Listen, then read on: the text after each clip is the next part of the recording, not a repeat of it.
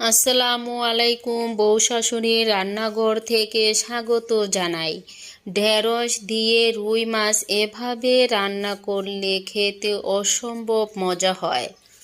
আশা করি আমার আজকের রেসিপি আপনাদের ভালো লাগবে। আপনারা যদি নতুন এসে থাকেন তাহলে আমার চ্যানেলটা সাবস্ক্রাইব করার অনুরোধ রইল। কথা না বাড়িয়ে চলেন জেনে নিই। 2 থেকে 3 বার পরিষ্কার পানি দিয়ে ভালো করে ঢেঁড়সগুলা ধুয়ে নিয়েছি।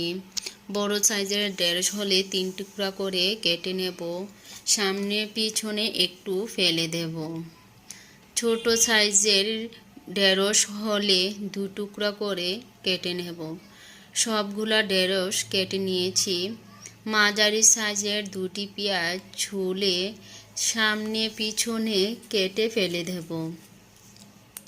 ছুরির সাহায্যে পেঁয়াজগুলা পলে নেব। পেঁয়াজগুলা পলার পর প্লেটে নিয়ে নেব। রুই মাছ লেবু দিয়ে লবণ দিয়ে ভালো করে ধুয়ে পরিষ্কার করে নিয়েছি। 1 টেবিল চামচ লবণ, 1 টেবিল চামচ মরিচের গুঁড়া, 1 টেবিল চামচ হলুদের গুঁড়া দিয়ে ভালো করে মেখে চুলা অন করে মাঝারি আঁচে মাছগুলা ভেজে নেব। আধা কাপ পরিমাণ সরিষার তেল দিয়ে তেলটা গরম হওয়ার পর মাখা মাছগুলা গরম তেলের মধ্যে দিয়ে দেব। তেলটা যদি গরম না হয় তাহলে মাছগুলা দিবেন না, ভেঙে যাবে। আমার মাছগুলো হয়ে গেছে, আমি মাছগুলা উল্টিয়ে দেব।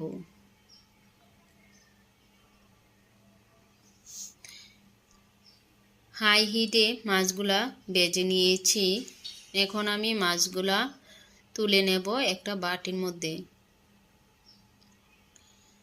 আধা কাপ পরিমাণ তেল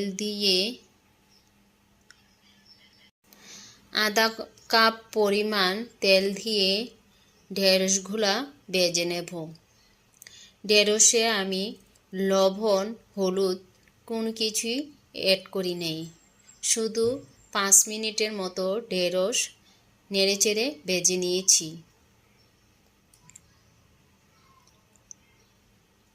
এখন আমি আধা কাপ পরিমাণে তেল দিয়ে